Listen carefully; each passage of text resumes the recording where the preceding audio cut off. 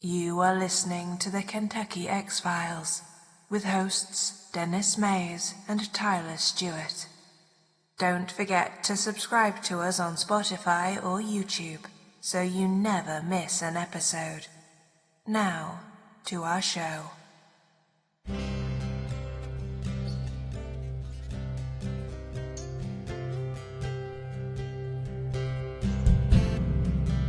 Something that would be in the context of the supernatural. He described it as being a gray, silver-looking, upright bipedal creature, dragging a deer out of that cave and going up the hill. Where he goes, hey, I got a question for you. He goes, do you believe in demons? And it takes one big step and vanishes. I'm like, oh my God, that was a Bigfoot. And look at these pictures of this white creature. Something 7'3" to 8 foot tall. Right. And let's say it like. Now, I'm telling you right now, if this was a bear, and this bear was standing on his hind legs, and he was running like a man, no, this wasn't no bear. Now, when it stood up, that's when I knew it was a Dogman.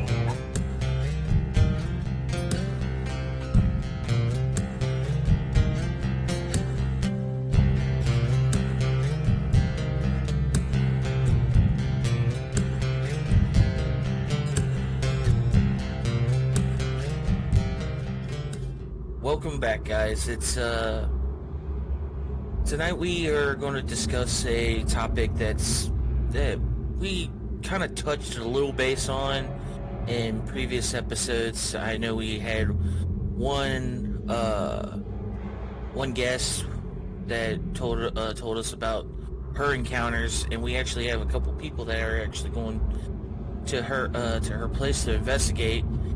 We're going to talk about the Dogman. Yep. Back into the old Dogman. I just feel like we kind of compiled some stuff. There's not that much literature on this topic. It's more just encounters. It's just like you don't see the mass amounts of research that's been going in, like in Sasquatch. I was gonna say that Dogman is. Man, I'm still standing by my guns on this one from a long time ago. It's a can of worms. There's a lot of witnesses and several very, very popular, shows on YouTube and Spotify, places like that. But not a whole lot of, just. I mean, I'll take some blurry Dogman pictures at this point. You know what I mean? I'm ready. Let me see them. Yeah, it's just so terrible because every time you go onto any kind of website that has anything about this stuff, they have pictures of what it might look like, and it's from like a movie, or something like that, and it just makes it not believable because you're giving me a picture that's from a movie. So I would like a blurry picture. Yeah. It would at least give me some kind of basis. You know what I kept thinking earlier? I was thinking about this very thing, and I almost thought, you know how you see when you research Bigfoot, you see things like blurry pictures, video, blurry video, and then sometimes we can dissect it and we can find stuff. And I started thinking, is that because, if you think you saw Bigfoot, is there more of a an awe feeling, you know what I mean? Like what the hell am I seeing? And then you actually try, but listening to a lot of like Dogman encounters, you always get the sense that there's like an immediate just fear. And I always wondered, is that what's going on? Is that why we're not seeing, you know what I mean, a lot of stuff? Or I know there's audio out there. There's a lot of audio, and I've listened to some of it. It's pretty creepy. You can find it if you look. It's pretty wild. But pictures, I've seen a lot of pictures of woods and an area where they enhance the photo and show there's a weird shape in it. And I'll admit there's some that are pretty wild. Candace has some really good ones. We saw some of her good ones. And there was a couple in there where I had to sit there for a second and just kind of look, kind of go, what the hell is that? It's interesting, it's really interesting, but there's so many sightings, there's so many reports. You can't help but wonder. And there's not like any kind of like as much research, like for how many sightings, there's not that much research out there for it, because like I personally have not. I hope somebody's out there that can say that I'm wrong. Yeah. But I haven't even seen a casting of a footprint of what they would say is a Dogman foot. I think I've seen a couple of those. I've actually, you have. Yeah, I've actually seen a couple pictures that people have casted. Hey, speaking of that, we have a guest. I want to say in the next couple of episodes. I'm not sure when we're gonna get the scheduling down, but they're actually doing a documentary on this very subject.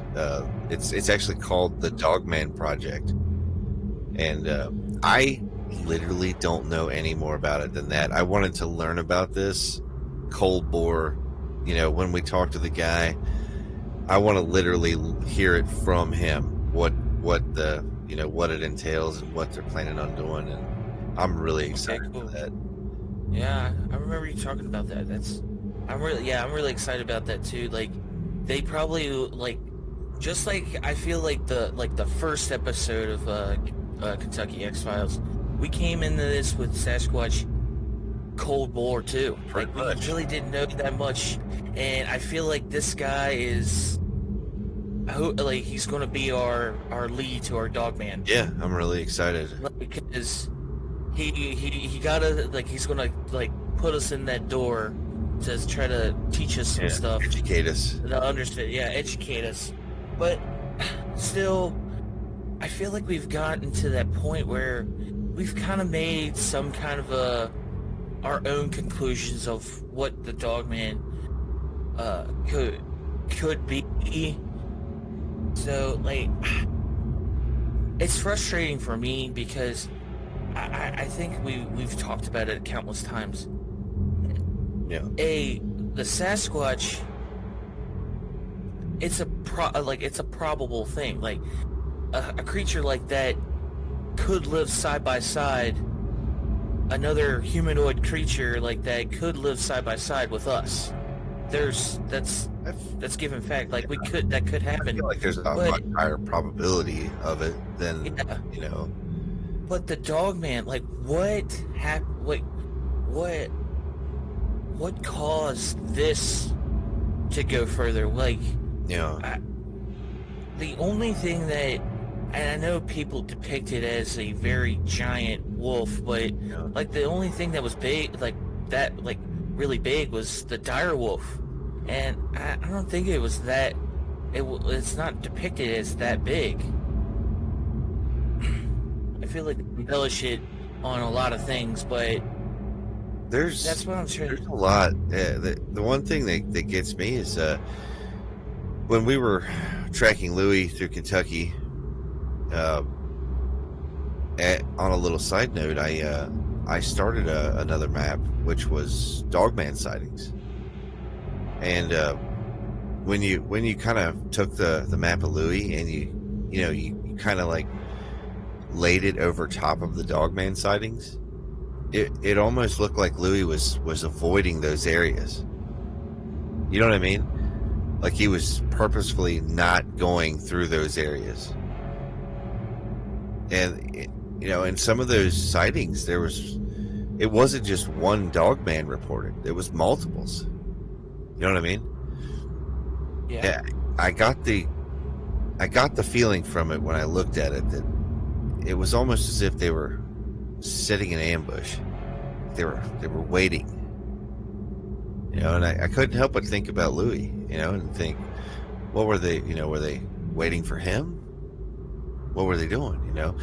Some of the movement patterns, when you look at it, you see where the Dogmen are, and in conjunction to, say, supposedly abandoned military bases. That made me raise some eyebrows there.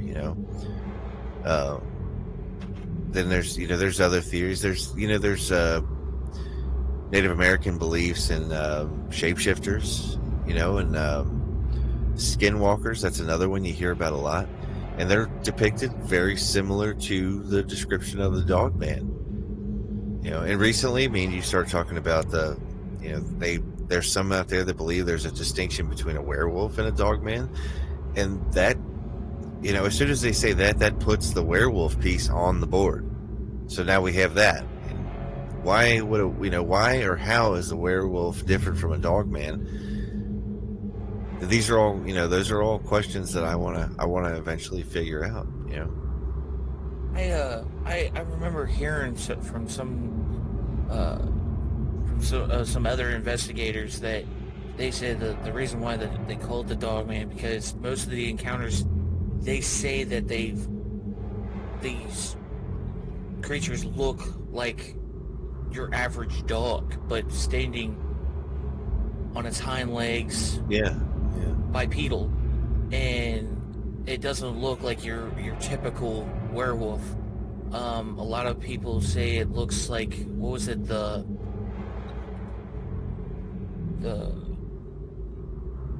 German Shepherd? Yeah, I've heard that one. Yeah. Or and what's the other one, that the Rottweiler? No, that's. Or was it the Rottweiler? I think either Rottweiler or Doberman Pinscher. I can't remember which. I think you're the Doberman Pinscher, the one that looks like Anubis. Yeah. But more, I want to say more. Like, I feel like they depicted more beefier, like more stocky, not skinny. I know too. If you think about this one too, is the Native Americans, they're skinwalkers and shapeshifters that were upright. I want to just call them upright canines. Were mostly wolf.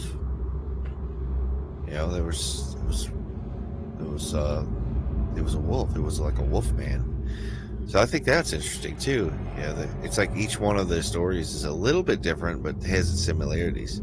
Now, me and you have put in some serious miles in regards to Vic Cundiff's Dogman encounters. Yep.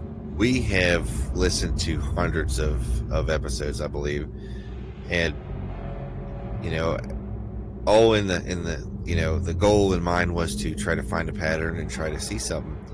And I think we found a few. The one that got me the most was, I think it's kind of one that's on a lot of people's mind, is why does no one ever seems to get injured or hurt? Another one was the smiling or smirking. I know we've heard that one in several encounters.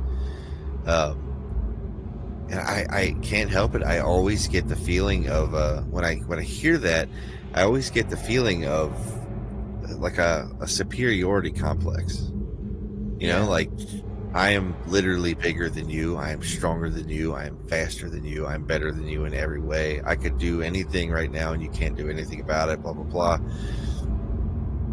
And then the other thing about the patterns is it's almost as if it's self-testing, trying to push its own limits, see what it can do and what it can't do.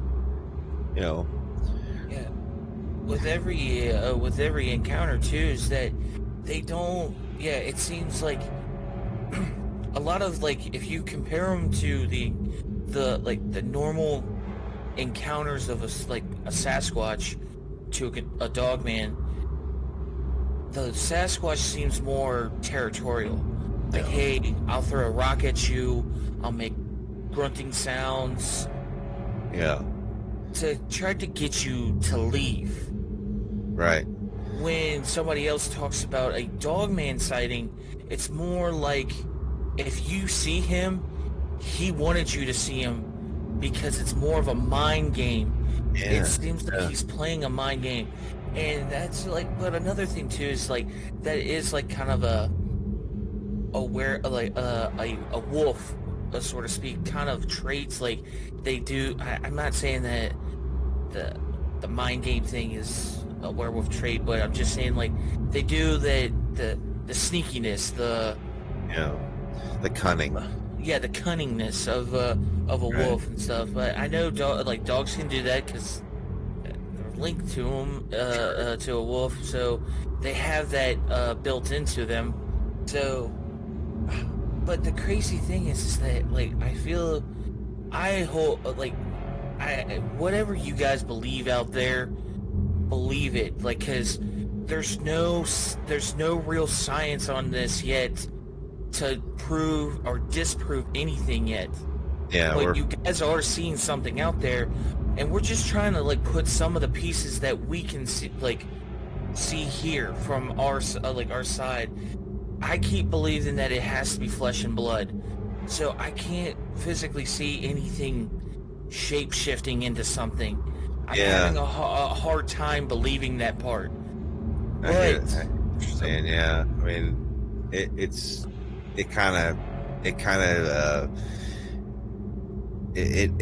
demands a lot of imagination for me to go that route. You know, the shape shifting part and all that.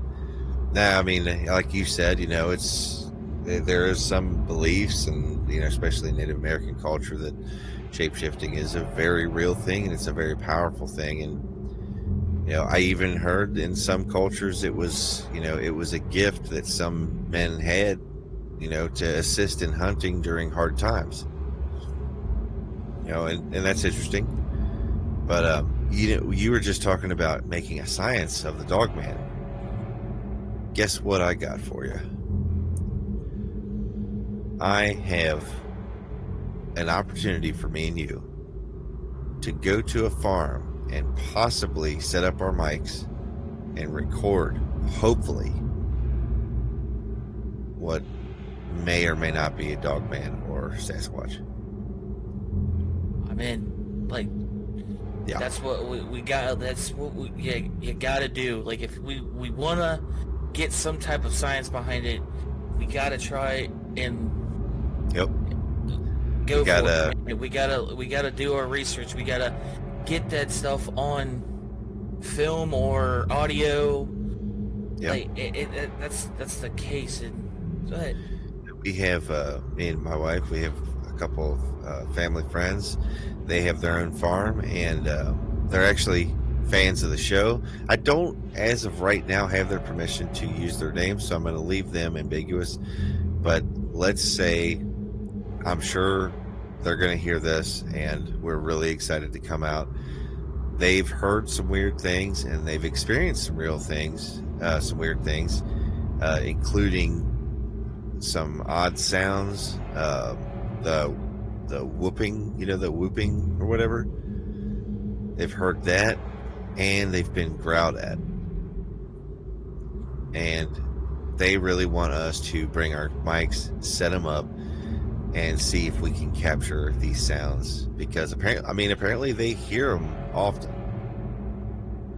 Yeah. So if we go out there and we set up, I think we could get lucky. I don't know.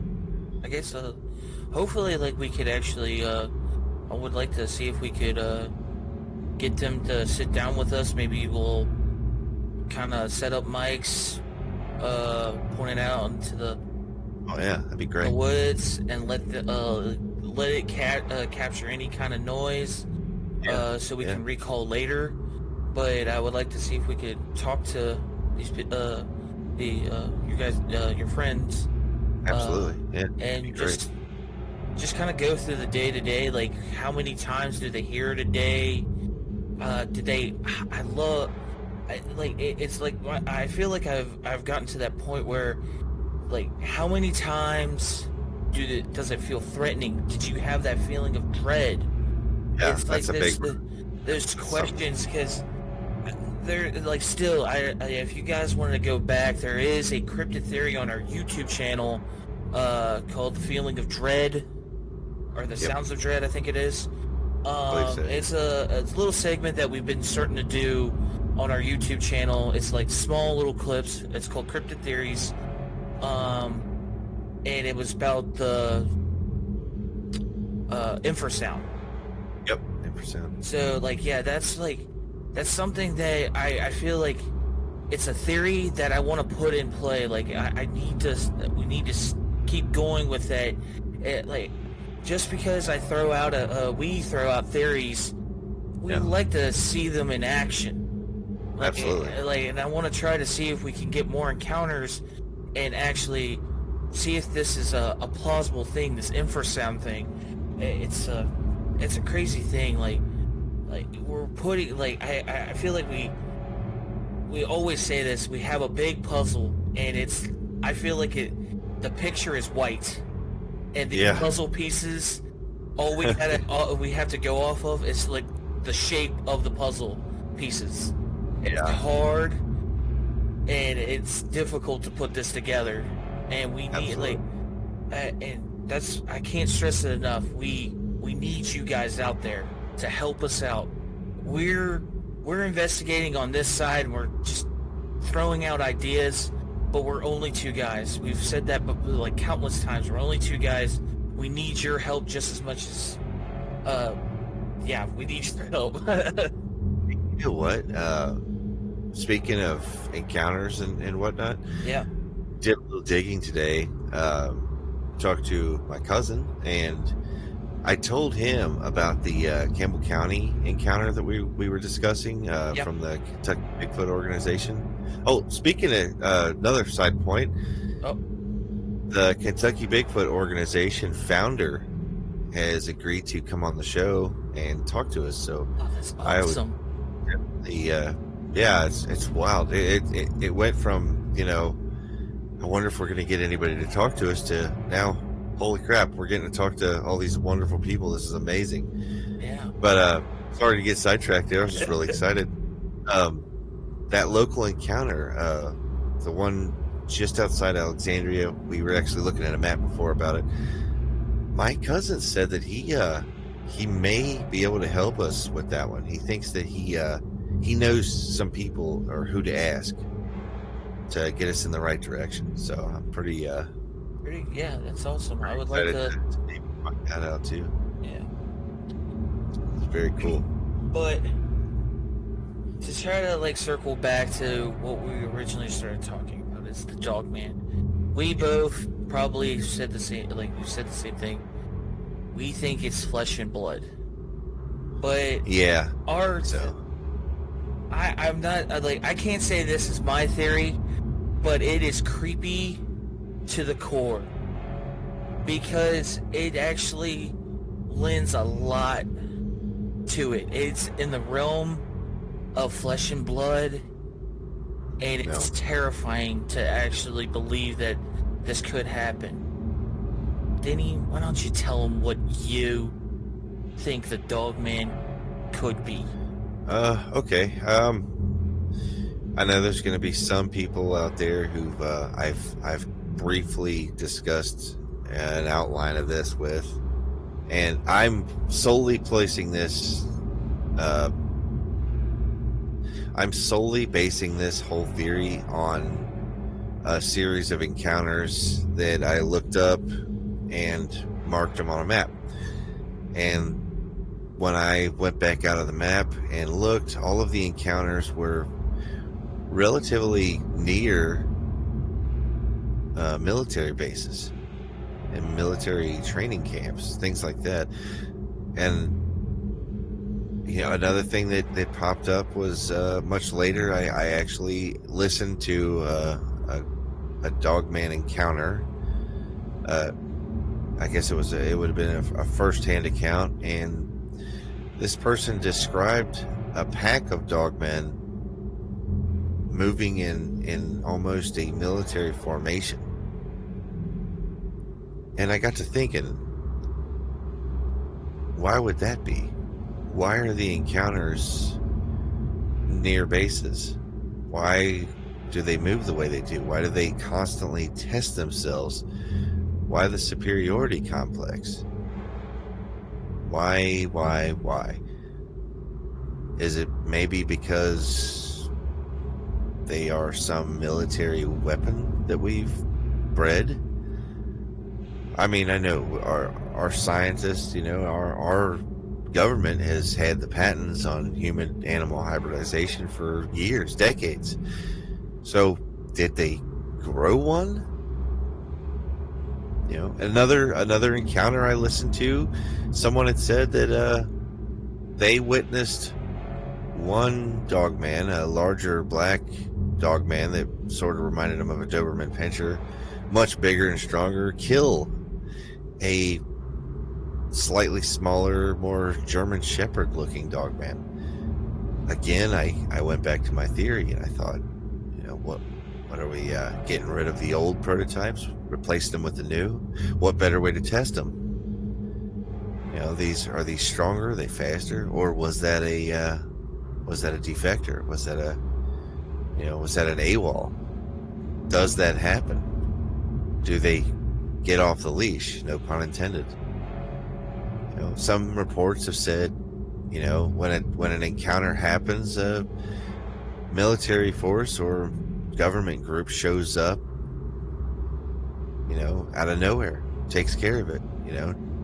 I've heard of trail cams missing their memory cards. I've heard of a lot of different stuff now based on this, and all I can think is the government breeding them? Are we training them? And what for? Why do you need them? Then I started thinking a lot about the the whole werewolf thing, and I thought, well, you definitely don't want to breed a werewolf hybrid of a human, because wolves are wild. They're visceral. They're not fully tameable. You can domesticate a wolf, but you'll never get the wildness and unpredictability out of them. But a dog, that's a different story. A dog you can train. A dog you can love. And is there someone training them? And does someone love them? Who's giving them the commands? Who's telling them, do not hurt civilians? Do what you want, but don't hurt civilians. Because they never do. They don't turn on our citizens for some reason. They're right there. They're bigger, they're stronger, they're predators. But nope. They hunt deer. They scare livestock. It's like I said, it is totally. It makes you wonder, and it makes you start thinking a lot more. There's been a couple encounters that we've heard that they've said that these dogmen are part of the military. It is a military project. That's what we're trying to say, is that we kind of think that they are being bred. Because we're not saying that these are super soldiers in a sense of they give them a serum and they turn into dogmen. No. We're thinking that they literally put them, they just put the pieces together when they're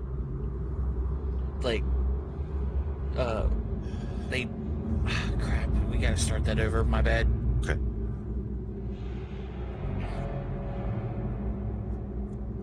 Okay. Shit. I lost it. Okay. It's not like your typical super soldier where you inject them and it turns into a dogman. It's more that they breed it from an infant to an adult. Yeah. And and another thing too is I just now kind of realized this, how fast a dog kind of matures in its way. That rapid growth. Remember, 1 minute, at 1 week old, a puppy is super small, and then it just blows up. Yeah. Within that first year. I always wonder about the longevity. Do they age like us or like dogs? That's true. When does a dog man or a dog soldier? When does a dog soldier finally retire? How does it retire? Does it get to, go to a game reserve and live there unbothered? Now, there's another thing. I've heard of reports where there was large areas of woods, government-owned woods, that was, 15, 16 foot tall fences around it. Why? what's in there. What are we keeping out of the public eye? Is that like retirement home? Yeah. Yeah. And like going back to these sightings too, like they say Doberman Pinscher, what's the other dog? German Shepherd. Yep. These are two dogs that they've used in military, law enforcement. These dogs are known for obeying orders. Yeah. Like, all they have to do is put a little time in training these. And you know for a fact the military is so strict that they can probably do this. And, okay, here's a theory on top of this. What if these werewolves that we're seeing, that people are seeing, what if that was the beginning? They did hybridization with the werewolf gene. They couldn't control it. It broke out, and they're breeding on their own. Like, say that there was more than that, and they're breeding on their own. I feel like that's a huge stretch, huge jump, but that's a possibility if we're going in that direction. Right. Yeah. I mean, and that maybe everything's kind of on the table, you know. Yeah, and like you were saying too, what are the purpose? Was it just because I understand we are human? We love power. We do things just because we want to show our ass. Right. Sorry, like just because we can. Reason why we did it, if we did do it, like, so, or what is their purpose? Do they send these overseas? I remember you were saying that there is an account of Nazi soldiers saying that they were being attacked, or was it actual American soldiers back in World War II? Yeah. Being attacked by dog-like creatures. Sure, yeah. I got a comment here on our YouTube channel from a guy named Earl Wright, who says, I'm not sure that we humans created the Dogman. There are so many stories from hundreds of years ago of people encountering them. He said the government may be using them, but I don't think we created them. And I responded to him. I said, I think we might have made our own version of them, but it's all a theory, you know. And his reply ended up being, that's true, but I don't think any of us in the unwashed masses truly do know yet.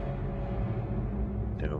We truly don't. Like, it's hard to put a stamp on this. Like, how do we truly know until we have one right in front of us? There is no way to actually give a definitive answer. Yeah. We're all stumbling around in the dark, hoping that we find something. Absolutely. And I feel like I want to lean more towards this approach because it shows some tangible evidence of being true. Sure. I'm not gonna say that shapeshifters can't be real. I don't know that culture. I don't live in that type of. I've never been raised in that type of culture. That type of stuff could not be. I probably don't see it because I'm not accustomed to it. So that's the thing. Like, I don't know. I can't tell you that I don't believe you when I don't know. But all we got to do is just kind of throw back and forth. Maybe we'll meet in some common ground. But that it's crazy. But this thing, like the encounters, is showing that we're the military seems like it's definitely using these for some reason. Yeah. Like, it's interesting. I mean, I can't seem to get my mind off of this theory. I keep coming back to it every week. some new piece of information comes to light, it all just keeps reminding me of this and bringing me back to this. And I've somewhat avoided researching too heavily into Dogman. I've kind of felt like I've had my hands full with the big guy lately, and if I'm being honest, I thought, well, I want to get to a good spot with the big man, where I can actually just change gears and switch over to this and just dig into the Dogman. And that's why I'm really excited for the guys making the Dogman project to talk to us. I really think it'd be a great place to start, actually one-on-one with this person, understand what the documentary is about, what kicked it off, what started it, where the inspiration is coming from. And then I really, really am excited to have kind of an anchor point, just to drop anchor and start digging. Yep. Hopefully, maybe he can confirm or deny some of our theories. Like, maybe he can give us some light on if we're heading in the right direction. Absolutely. I would love to hear that. But yeah, like, guys, like, I would love for you guys to comment, like, send us something. What do you guys believe it is? Yeah, I'd really like to hear. Yeah, I want to hear it. And what do you like? Even if you don't have a theory on that, what do you think? Like, what might be your theory on what could they be used for? I have a little other thing too. I've said it before to Denny. No. If this is true, I think they might be using it to fight the Sasquatch. They might be, because there has been encounters that I've heard that these things they fought. Yeah, they don't like each other. They don't like each other. So I don't know, like, why if that's interesting. That takes me back to another encounter we listened to where there was a Dogman on the property, and a family of Sasquatch, I guess, took it out. I can't remember all the details of it. I'm sure somebody listened to it. Most of the encounters you hear about too, when the two different ones are together, it's always in a clash. It's always there's some reason, like some battle going on. And that's another thing too, is like, if these are military and they have a short leash, so then the military is actually knowing that they are attacking Sasquatch. So that's kind of like what my little theory is on that. It's like, and plus, like, I know you saying, like, why don't they attack humans? Yeah, that's but how, like, there's not, like, thousands upon thousands of people go missing every year. Sure. Are they, like, are they, of all of the sightings or encounters, less than 1% have any kind of violent interaction. mm-hmm. And I find that to be strange. You know what I mean? Even remember a while back we decided to check out I'm not going to drop a name, but we decided to check out a podcast that was dedicated to the Wendigo subject. Mm-hmm. And these folks had stories of Wendigo, right? And the first thing I said when I heard it was, with Wendigo's, a cannibal. It's a bloodthirsty killer. If you're telling the story, then I'm going to have a hard time believing that you were there. Because, like, that thing will hunt you down. Yeah, it's not a flesh and blood creature. That this is a spiritual, like, it's almost like a demonic. Yeah, that's the first thing I thought was it was almost like a forest demon. This thing is. Yeah, it twists the, like, how's the legends go? Like, if somebody turns to cannibalism, it curses them to be hungry forever. Yeah. And all they crave is, like, human flesh. Right. Yeah. So I hear the first person point of view, I can't help but go, well, I mean, clearly you're mistaken because you're telling the story. Yeah, so You know, I I don't hate know. to say it might be real, but like I said, that seems a little eyewitness accounts seems a little bit far fetched. I just have a hard time believing that someone's going to produce a picture Yeah. of the Wendigo. How are they going to get away from it? Mhm. You know, it's apparently nothing to be messed with. You know, the Native Americans don't take the Wendigo subject very lightly at all. They, you know, it's a very, very sobering subject to even speak of. My grandmother was very against talking about it. I mean, it's, you know, it's one of them subjects where, you know, I don't know what to think when I hear stuff like that. You know, maybe I was mistaken, you know, an entertaining story for an actual encounter. It could be my mistake. Put it that way. Mhm. That could be on me.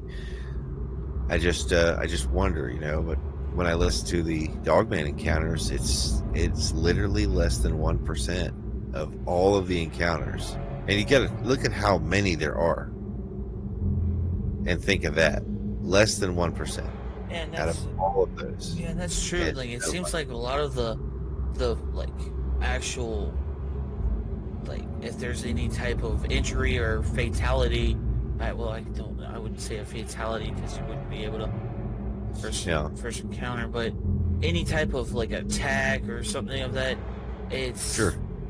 like there was one where a guy actually he said that he got slashed in like the chest because he was in the between the Dogman and a Sasquatch fighting.